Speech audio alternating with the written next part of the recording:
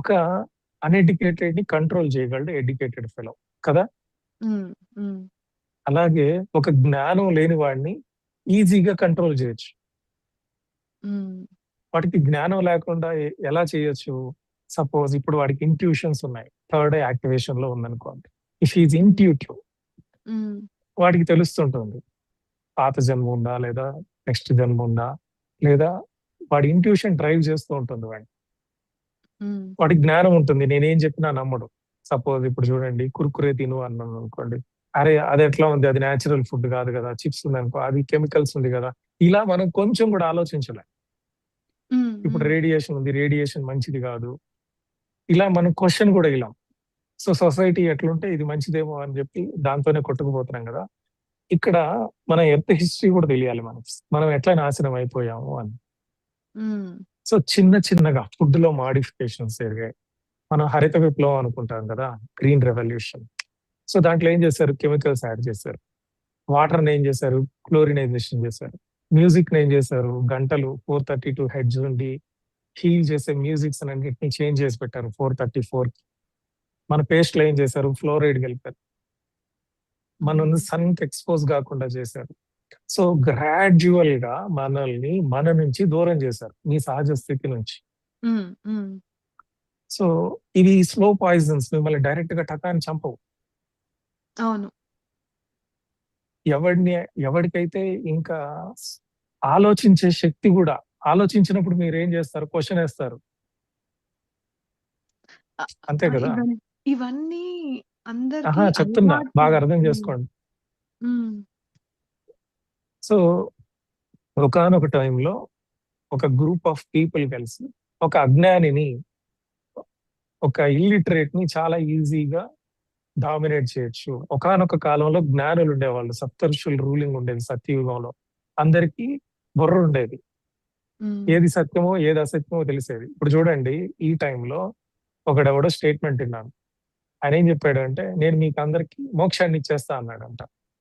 "నేను దేవుడిని మీకు మోక్షాన్ని ఇస్తా." మనుషులు ఏం చేస్తారు? మనకి ఆత్రం ఎక్కువ. మనకు ఆశ ఎక్కువ. ఓహో! ఈయన మన కోసమే దిగొచ్చాడు దేవుడేమో. మనం ఏమి చేయకపోయినా మోక్షం ఇచ్చేస్తాడు. మనకి బేసిక్ కామన్ సెన్స్ పోయింది గదా! భగవద్గీత అసలు కర్మ సిద్ధాంతం అంటే ఏంది? కర్మ వల్ల జన్మ పుడుతుంది. ధ్యానాగ్ని దగ్ధ కర్మాణం. కర్మలు పోతేనే మనకు క్లియరెన్స్ వస్తుంది. ఆ కర్మలు లేకపోతేనే మనం జీవన్ముక్తి పొందుతాం. ఇంత ప్రాసెస్ ఉండేటప్పుడు ఒకడొచ్చి ఒకడికి ఇంకొకడికి మోక్షం ఇచ్చేదేంటి? చూడండి మళ్ళీ వాళ్ళకి మిలియన్స్ ఆఫ్ ఫాలోవర్స్. హ్మ్. అంటే ఇక్కడ ఏమవుతుంది? మీకు ప్రశ్నించే బేసిక్ కామన్ సెన్స్ పోయింది మనకి. బుద్ధి పోయింది. అట్లా సరేలెండి ఒక 5 నిమిషాలే మళ్ళీ నేను మెయిన్ టాపిక్‌లోకొచ్చేస్తాను. So, sure. మనల్ని నిదానంగా ఇప్పుడు చూడండి థర్డ్ ఐ అని ఒకటుంటుంది. మనకి చక్రాస్ ఉన్నాయి. మనకొక బ్యూటిఫుల్ సిస్టమ్ ఉంది. 7 లేయర్స్ ఆఫ్ సిస్టమ్. వీళ్ళేం చేశారు? నిదానంగా కెమికల్స్ యాడ్ చేశారు. Through the food hmm. ఆహారం నుంచి, through the water, chlorinization, anti bacterial అని చెప్పి కలిపి పాడేశారు. This crystalline structure is very sensible to chlorine and fluoride. మీ మూడో కన్ను టపా అని కాల్సిఫైడ్ అయిపోయాయి. రేడియేషన్‌కి ఎక్స్‌పోజ్ చేశారు. నిదానంగా మ్యూజిక్ ఫ్రీక్వెన్సీస్‌ని మార్చారు. ఇన్ని స్లోగా మార్చిన తర్వాత మనకేమైంది? కనీసం ఆలోచించే శక్తి కూడా పోయింది. తర్వాత ఒక సిస్టమ్‌లోకి మనల్ని దోసేసారు. ఎందుకంటే 1,00,000 మంది ఒకడేదో ట్రాప్ చేస్తున్నాడనుకోండి. ఒక సిస్టమ్‌ని క్రియేట్ చేస్తా ఉంటే క్వెషన్ ఏస్తే వాడుండడు. ఈ 1,00,000 మంది క్వెషన్ వేయకుండా ఫస్ట్ వాడిని ఇల్లిటరేట్ చేశారు. ఇల్లిటరేట్ హ్మ్. చేసిన తర్వాత వాడి గురించి వాడికే ఆలోచించుకోవడానికి టైం లేకుండా చేశారు. ఇంక హ్మ్. నువ్వు సొసైటీ గురించి ఎట్లా ఆలోచిస్తావు? వాడికి అసలు సొసైటీకి సంబంధించిన క్వెషన్ వాడిని ఎందుకేస్తావు? హ్మ్. ఎయలేం గదా! ఎందుకంటే సిస్టమ్‌ని అట్లా తయారు చేసి పెట్టారు. నువ్వు ఇంకా లాక్ అయిపోయావు సిస్టమ్‌లో. హ్మ్. ఐ మీరు టోటలీ దాన్ని అగ్రీ. తెంపుకోవాలంటే మీ వల్ల గాదు. అవును. ఇంటి ఆ! హౌస్ లోన్స్ ఉంటాయి. మళ్ళీ పెళ్లుంటుంది. వాడికి చేయాల్సొస్తుంది. నెవర్ ఎండింగ్ ప్రాసెస్ చేశారు. హ్మ్. మనీ సిస్టమ్ తీసుకొచ్చారు. రిసోర్స్డ్ ఎకానమీ నుంచి. ఓకే. నువ్వు కనీసం తినడానికి 8 అవర్స్ అని వర్క్ తీసుకొచ్చారు. మళ్ళీ ఇంకెప్పుడు నిద్రపోవాలి? ఎప్పుడు ఆలోచించాలి? నీ గురించి ఎప్పుడు థింక్ చేయాలి? సో, ఇట్లా మనం స్లోగా నెట్టబడ్డాం. హ్మ్. సో, ఇప్పుడు మెడిటేషన్ దీని నుంచి ఎలా హెల్ప్ చేస్తుందనేదే క్వెషన్. ఎలా దాన్ని అంటే ఇంత డ్రామాలో మెడిటేషన్‌కి ఎలా స్టిక్ అయి ఉంటాం మనం? ఒక ఒక ఒక రోజు చేసినా కూడా, అరే! ఈరోజు టైం సరిపోవట్లేదు. 8 గంటలు వర్క్ ఉంది. ఇప్పుడు మీరన్నారు ఎమర్జెన్సీ ఉంది. లేదా పరిగెత్తాలి, మీటింగ్ ఉంది, ట్రాఫిక్ ఉంది. Whatever. You have all the excuses in the world. హ్మ్. సో, ఎలా స్టిక్ అయి ఉండాలి మనం? ఇప్పుడు మీరు చెప్పిన ఎక్స్‌పీరియన్సెస్ అన్నీ అట్లా ఏం లేవు నాకు. జస్ట్ ఏదో కూర్చొని మెడిటేషన్ చేసుకోవడం బేసిక్ లెవెల్‌లోనే ఉన్నాను. అండ్ ఈ బేసిక్ హ్మ్. లెవెల్‌లో ఎప్పటినుండో ఉన్నాను.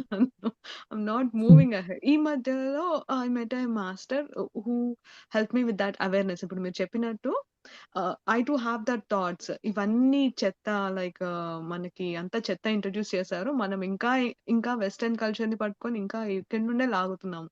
ఫ్రోజెన్ ఫుడ్ అని ఇవన్నీ. అండ్ యూఎస్‌లో ఫ్రెష్ ఫుడ్ అంటే తెలీదు. మనం స్క్రాచ్ నుండి అలా వెజిటబుల్స్ సరేలెండి. అది టాపిక్ డిఫరెంట్. సారీ. మనం యాహ్! మెయిన్ ఎళ్ళిపోదాం. సో, సో, ఇలాంటి డిస్టర్బెన్సెస్‌లో కూడా మీరన్నట్టు ఫ్లోరైడ్ అవాయిడ్ చేయలేము రోజు ప్రాక్టీసెస్‌లో. మనం ఎలా ఆహ్, హ్మ్, ఎ ఎ ఎంత వరకు న్యాచురల్‌గా చేసుకొని, ఎంత వరకు ఆ ప్రాసెస్‌లో స్టిక్ అయ్యి ఆ ప్రాసెస్‌ని ఇంప్రూవ్ చేయగలం. Like how do we get to our roots naturally? అదే గదా మన బాధ. ఫస్ట్ హ్మ్. మెడిటేషన్ జేస్తే ఒక స్టేట్ ఒస్తే మనకి క్వెషనింగ్ గూడా ఒస్తుంది. క్వెషన్ హ్మ్. ఒస్తేనే కదా ఆన్సర్ ఒస్తుంది. Is it correct or not అని. ఆ క్వెషన్ ఏసుకోవడం కూడా రావట్లేదు జనాలకి. ఎందుకంటే అంత బిజీ అయిపోయారు. అంత మైండ్ లాక్ అయిపోయింది. అది మన లైఫ్ స్టైల్ డ్రైవ్ అవుతుంది కదా! దాన్ని మనం ఎలా మారుస్తాము? మార్చొచ్చండి. ఇప్పుడు వాట్ ఈస్ కాన్షియస్ అనేది ఒక కాన్సెప్ట్. దీన్ని ఒక చిన్న ఎగ్జాంపుల్ చెప్తాను చూడండి. ఒకడు మ్యాట్రిక్స్‌లో ఫుల్‌గా ప్రోగ్రామింగ్ జేసి పెట్టాడు. ఎలా ప్రోగ్రామ్ జేశాడు? అసలు మసోరో ఎమోటో అని వినుంటారు. ఆయన అంటే వాటర్ హాస్ మెమరీ అని చెప్పి దాన్ని ఫేమస్ జేశారు. అసలది గాదు ఆయన మెయిన్ రీసెర్చ్ చేస్తుంది. హ్మ్. ఈ రీసెర్చ్ ఆన్ కాన్షియస్. చైతన్యం ఎలా పనిచేస్తుంది? మ్యాట్రిక్స్ ఎలా పనిచేస్తుంది? అని ఒక రీసెర్చ్ చేశాడు. ఏం రీసెర్చ్ చేశాడు అంటే ఆయన, people are not dying because of smoking. They are believing that's why they are dying అంటున్నాడు.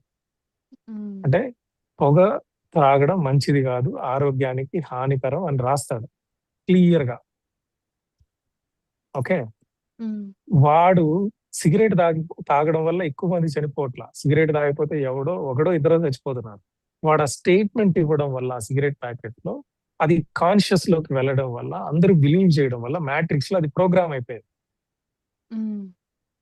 సో, మ్యాట్రిక్స్ ఎలా పనిచేస్తదో చిన్న ఎగ్జాంపుల్ చెప్తా. చాలా ఇంట్రెస్టింగ్‌గా ఉంటుంది. ఒక 100 మంది ఉన్నాం అనుకోండి మనమంతా. సో, ఒక ప్లానెట్‌లోకెళ్ళాం. ఆ ప్లానెట్‌లో ఏ ప్రోగ్రామింగ్ లేదు, ఏ మ్యాట్రిక్స్ లేవు. మనందరం అక్కడ ల్యాండ్ అయ్యాం. మనం ప్యూర్‌గా ఉన్నాం. అంతా ఒకే మైండ్ సెట్. ఒక 50 మెంబర్స్‌కి ఎవడో వచ్చి టీచ్ చేసాడు. అరే! మనం చనిపోతామేమోరా! లేపోతే ఏదో అయిపోతుందేమోరా! అని చెప్పి ఒక ఫియర్‌ని జనరేట్ చేసాడనుకో.